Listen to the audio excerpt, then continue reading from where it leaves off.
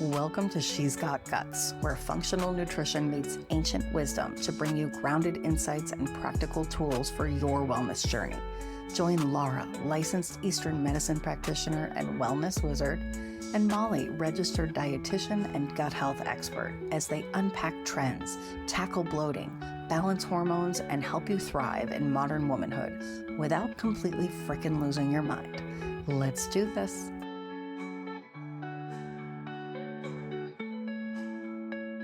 Welcome.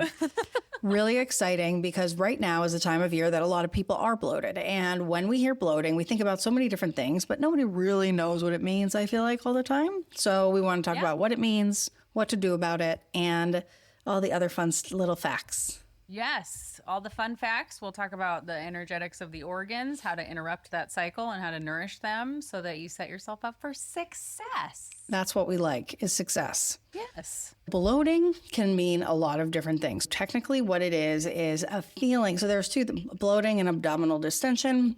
Abdominal distension is that kind of round belly that doesn't necessarily feel full. It's just puffed out. And bloating is more like expands and contracts, feels crampy, feels kind of gross. Full. It feels full. You feel full. Sometimes it slowly increases over the course of the day. So in the morning, you feel one way. And then by the afternoon, you feel 6 months pregnant. And nobody likes that. And they always wonder why it's happening. There are a lot of different causes of bloating. But that classic cause, the I'm 6 months pregnant in the morning or in the afternoon. Okay. There are a lot of different causes of bloating. But the classic, I feel like I have a flat stomach in the morning and I'm 6 months pregnant by the evening. Yes. When we chew, we break down food into smaller pieces. Then when we swallow, our stomach acid breaks the food down into even smaller pieces. And then it is reabsorbed in our small intestine and sent around the body, the vitamins and minerals and macronutrients. And the rest is, of course, excreted as waste. But if those pieces are not too small, so if we haven't chewed very well, if we don't have very high stomach acid or other enzyme content, amylase, lipase, protease, that kind of thing, then we're going to have larger pieces of food that hit the small intestine. Everyone has bacteria in their small intestine, but not everyone has bacteria that is like a lot of it or overgrowth. Not everyone gets bothered by the bacteria in their small intestine, but those of us who are sensitive, when those larger pieces of food hit that overgrowth bacteria, we're in a situation where we are experiencing that carbon dioxide gas that gets formed. So it's kind of like someone shook up a soda bottle and puffed out your gut. That's why you feel like that. And so it happens more and more every time you eat. Yeah. Yep. And I have a lot of women that will report, I wake up, like you said, with a flat stomach, and it isn't necessarily always by the evening. It's when I eat. The first time I eat, all of a sudden I look 3 months pregnant or whatever. Yeah. Sometimes. And I love to piggyback on that not necessarily like the energetics, but just let's stay in the physiology zone right now, in that when our nervous system is geared up, right? So let's say you're hustling out of the house and you're trying to get somewhere on time and you've had your caffeine and you're in kind of go mode, which on this podcast we refer to as low grade sympathetic, like low grade fight or flight. Your body's like, you need me to dig into my reserves and put more energy into what's happening right now. We've got that low grade cortisol happening. And when that's pumping through our blood, the ability to be able to feel calm, chew, have compassion, have that sense of groundedness. I am feeling nourished right now. Right. None of that's happening. And so your body's like, I'm just taking in the food that I need to, but I'm not really in a place to be able to fully, what we would say, rotten and ripen in traditional Chinese medicine. We're not able to really bring that, like you said, bigger molecules or bigger proteins into smaller proteins, macronutrients into micronutrients, break them down, be able to absorb them. And so remember, your nervous system is a big part of, I think, bloating, honestly. It is. From top to bottom. Right. Because when you're stressed, you're not going to chew. And that right there sets you off onto a cascade. And all these other things are happening behind the scenes. Yeah. And speaking of chewing, you always talk about how we're getting air in there, too. Swallowing a lot of air. Yeah. Yeah. And I think when we eat that fast. maybe people, too fast. And then also I think this is a good time to throw your opinion in about what you think about water with meals. Because I know people often think about that. Do I have a bunch before? Can I drink it during? Am I supposed to have it after? Right. What does the registered dietitian think? That's a wonderful question. So some people like the drinking water before meals because it does fill up your stomach. And when we fill up our stomach, we feel more full. So a lot of people say, you know, drink your water and then have your meal. That's for weight loss because you're not as hungry because you feel full from the water. But what you do when you do that, and this is why the internet is so confusing, is you dilute the gastric juices, which are going to be that HCl, that stomach acid. And then also you dilute any other kind of like enzymes that are coming in because the food is being diluted essentially. So, you know, if you have lipase and amylase and, you know, protease, sucrase, whatever it is to break down all those macros and micros, then it's mixed in with all that water. The food is mixed in with all that water. The enzymes are mixed in with all that water. And so they're not acting as effectively as they could if you had waited, you know, about 30 minutes before your meal, you stop drinking water.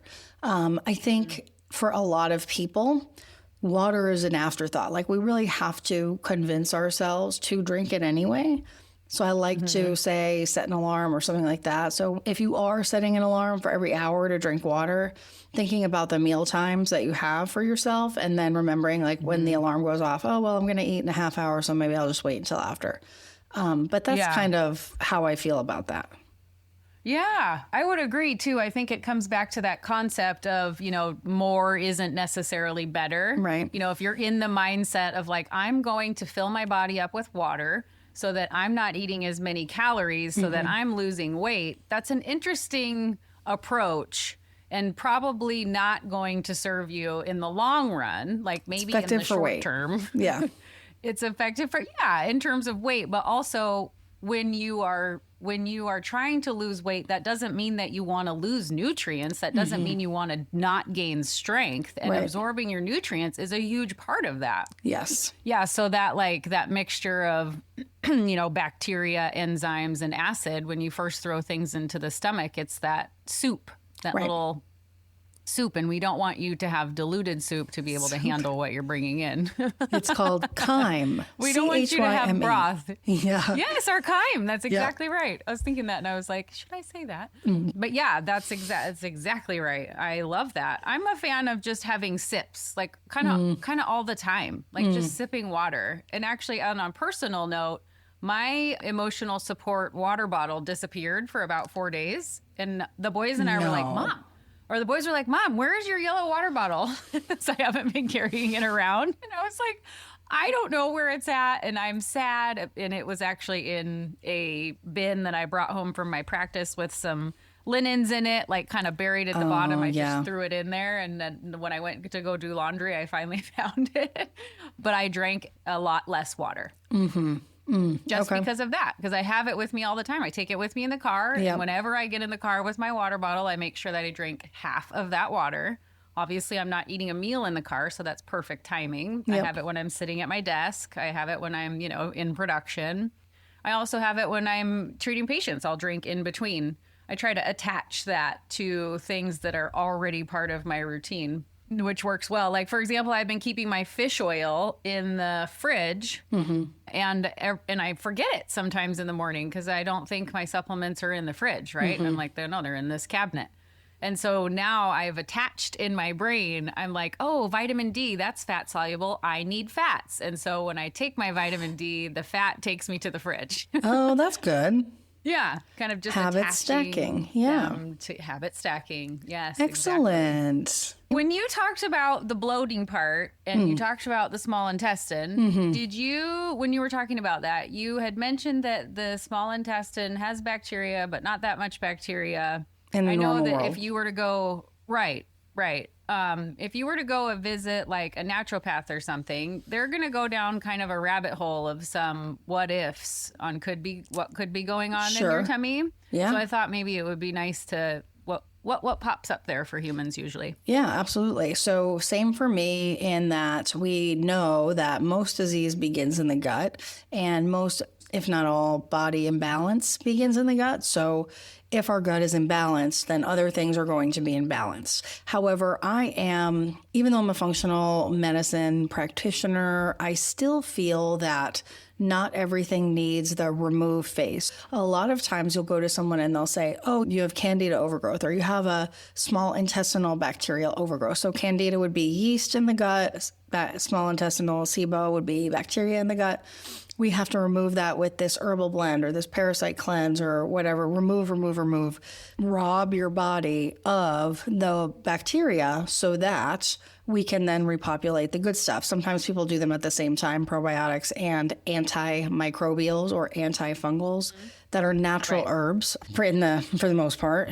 Naturopaths certainly could prescribe, but in some states, for the most part, the whole point of functional medicine is using that. But I do think I've seen too many people come to me on many, many supplements at once, which is distressing and confusing for them. And I also know personally, as someone with a sensitive stomach, that taking a probiotic and an antimicrobial sucks. Like it makes your stomach cramp and it hurts, and the antimicrobial hurts already. Some people are so sensitive and they're so fragile and they're so depleted that to remove that bacteria isn't always the answer. So yes, in theory, you can hear what we're saying and say, oh, I just need some oregano oil or this parasite cleanse. But that may make things worse because it's robbing your body of what little good bacteria you do have or the balance that it's kind of used to. And without proper guidance, those things can be really, really aggressive depending on the dosing and, where you're at and how you take them and how often you take them and that kind of thing. So there are lots of things that can be done to make you more comfortable. And if you want to go down that road, certainly you can. But I do not believe that everyone needs, too often people are practicing and saying everyone needs a rebalance protocol. And I feel everyone needs their gut to be supported. So enzymes and probiotics for a short period of time. I never use probiotics for longer than 6 months, or enzymes and some remove stuff and then probiotics. Sometimes it's colostrum and DGL, which helps to build a thick, rich mucosal layer in the intestinal lining. Sometimes it's just functional foods. Sometimes people just need more fiber. And all the time, which is part of the reason why I really have embraced over the years what I'm learning about the nervous system all the time is you have to put yourself first. And unfortunately, with GI symptoms, the major theme that's with everyone is I don't consider myself a priority in terms of 5-10 minutes in the morning. It's like drag myself out of bed, pop on the phone, do for everyone else, go to work, do for everyone else, pop on the phone, go to bed. And oh gosh, I have no time to cook. I have no time to, meditate for 5 minutes. I can't go for a walk. I'm just full up. And I think our society is a lot of that. And I think also one of the reasons that we develop GI conditions is because we have not paid attention to our bodies. Yeah, definitely. If you think about the energetics of the organs involved, with the stomach, it's how are you actually stomaching the world? How are you swallowing the experiences that you're doing? And the spleen is more how are you actually digesting that? How are you processing that? What are you taking out that's good, the parts that I'm going to keep, and what are you going to get rid of? Yeah. We've got a full moon coming up in a couple of days, and the energetics of that spleen are going to be part of how you engage with the energetics of this moon, which is the last one of the year. What are we going to hold on to that's serving you, and what are you going to let go of that isn't serving you? Totally. And later on, the small intestine, that's again, sorting through what's left of the next step, we call it the clear and the turbid. What do we need that's going to be absorbed, that's going to be part of the body, and what else are we going to pass on through the large intestine to be eliminated? And so that's all about letting go, right? The small intestine is sorting through and kind of having that real focused, really micro level. What am I getting rid of? What am I keeping? And large intestine is and I'm letting go of all of it. So energetically, I love to tune in that way. I think that's really fun to kind of think about how that rolls. So we've talked about chewing more. We talked about maybe not diluting that those gastric juices, that chyme, by drinking water before a meal. We have talked about supporting your nervous system. Other ways to help with bloating is to relax the small intestine. So energetically, how do you guys, what's your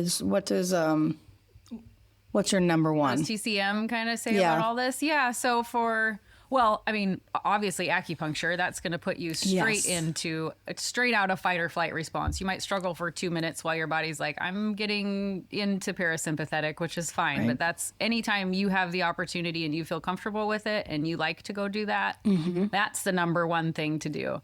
I would also say be mindful of where you are in your menstrual cycle because you don't want to go blaming a lot of digestive stuff when really you might actually just have an imbalance or the symphony of hormones isn't quite playing out exactly as it needs to at that time. And one of the symptoms may be bloating. I do think the energetics of it in terms of the liver and the spleen are a big part of it in traditional Chinese medicine. We call that wood overacting on earth, meaning that the liver, which is what regulates how we initially respond to the world. So as we're let's say we're walking down the street and we've got, maybe someone with soliciting you, like, I want you to engage with this. And you're like, I was actually in my podcast, just walking along, having a great day. And boom, here you are.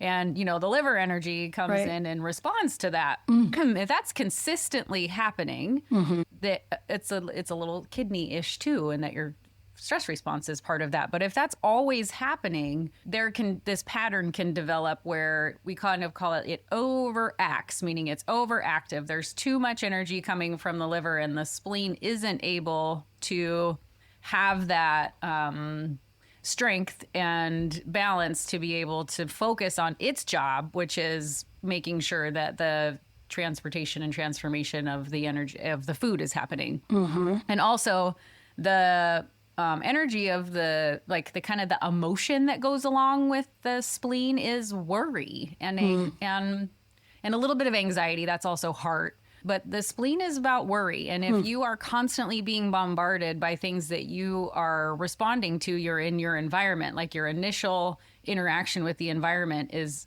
maybe not positive, or it's something you're always responding to, that can lead to an overabundance of worry. And so this pattern can develop. And if you're able to kind of step back and recognize that and break that cycle a little bit, maybe by doing things like, here's to answer your question. My biggest one is low belly breathing. That's my absolute favorite. So many people spend so much time breathing in their upper chest. You've got that pain on the back of your neck and you've got really tight pecs and you're breathing up in that only in that part of it. Like if you can imagine that you're the 3-dimensional being, and I love to guide people through this when they're on the table, but you can do it even just sitting at your desk. Like you can take a big deep breath and focus on pushing your chest forward. Okay. You can take a big deep breath and imagine that your ribs are going out from side to side. Like just when you kind of become aware of it, you're like, oh, they actually do go out. Yeah. And then you can imagine that your back is expanding. So that will open up that whole rib cage, which the liver chi dominates that whole chest and the rib cage, along with the lungs, obviously, because we're breathing in with our lungs. But that we call it the zong chi, which is part of what our chest, how the chi moves through the upper part of the body in the chest. And so when your liver is balanced, that zong chi can flow really properly, and you have this like open feeling, like I can lean into the world. Yeah. Not so much with when it's constricted and you're leaned over and your occipital ridge is all tight, the back of your neck's all tight and your chin's pressed forward and your shoulders are, you're wearing your shoulders as earrings and you got to open up. But the last part of that is that once you've kind of opened your chest and you've created this container in the top that's fluid, you can bring your abdominal, your lower abdomen into it. And basically by doing those big deep breaths, you're giving all of those organs a lovely, lovely massage. Oh, that's good. And it's relaxing your nervous system and helping with digestion. Exactly. Awesome. I also am going to plug Lala's Wellness. I love to put Bomb Bomb or the Magic Mist on the lower abdomen, or even, because when we think about bloating, you can think about lower abdominal bloating, which I think tends to be more large intestine, small intestine. And then you have kind of like up around the umbilicus or your belly button and further up in the epigastrium, that could be a little more those organs that are in there. So it might be more like liver, stomach, gallbladder, that kind of area. So you want to think about like, that's good for your practitioner to know, like the location of where you're bloated. That whole 3 months pregnant thing is definitely lower. Right. But either way, the other thing too is you can do teeny tiny little circles in the direction that your large intestine actually goes. So from your hip on the front right side up to your rib, and then from your right rib over to your left rib, and then from your left rib down to your right hip, that's your large intestine. So you can do teeny tiny little, probably like the size of a quarter, like teeny tiny little gentle circles with the intention of like, I'm letting go. I'm letting go. I'm letting go of these things. And then you're connecting your digestion and your energetics, and you can allow the stool to move through a little easier. And with that, you're going to massage the lymph, you're going to move the blood, you're going to have the fluids moving around. Hopefully you're doing some belly breathing. Yeah. But bringing that emotion, bringing the action with the physical body, and then tending to the nervous system at the same time, like that trifecta, I think would take bloating away pretty quickly if it is rooted in kind of that energetics with the world. I'm moving too fast. I don't necessarily have time to stop and care for myself. Yeah. Yeah. Oh, those are great tips. I also like YouTube, like just on YouTube, yoga to pass gas or yoga for bloating. That'll help you with the twists and the legs up and that sort of thing, which can help to physically happy move baby it. all day. Yeah. And then people always fart in yoga when they do happy baby. Farts all over. If you have good old fennel seeds in your kitchen, you can chew them, and that helps to relax your small intestine, as does magnesium, any kind of magnesium. But magnesium glycinate is also going to help your emotional anxiety type stuff. So that may be the best form in that particular instance. IB Guard, which is peppermint oil, can help to relax the intestine as well.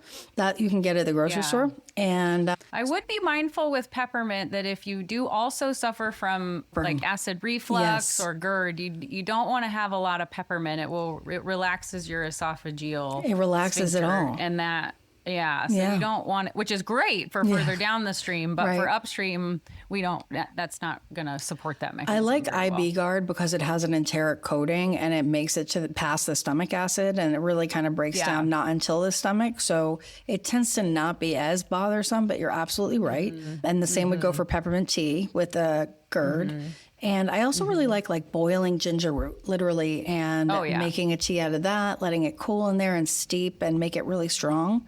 That can stimulate your vagus nerve and help to the peristalsis, or the motion of your intestines. So that can be really helpful too. Yes. We love some shengjiang in Chinese medicine. We love the ginger. Shengjiang. That's our spleen and stomach nourisher. It's a little acrid, a little hot, a little bit spicy, but those things are all wonderful when it comes to waking up that spleen energy. So that's lovely. Oh.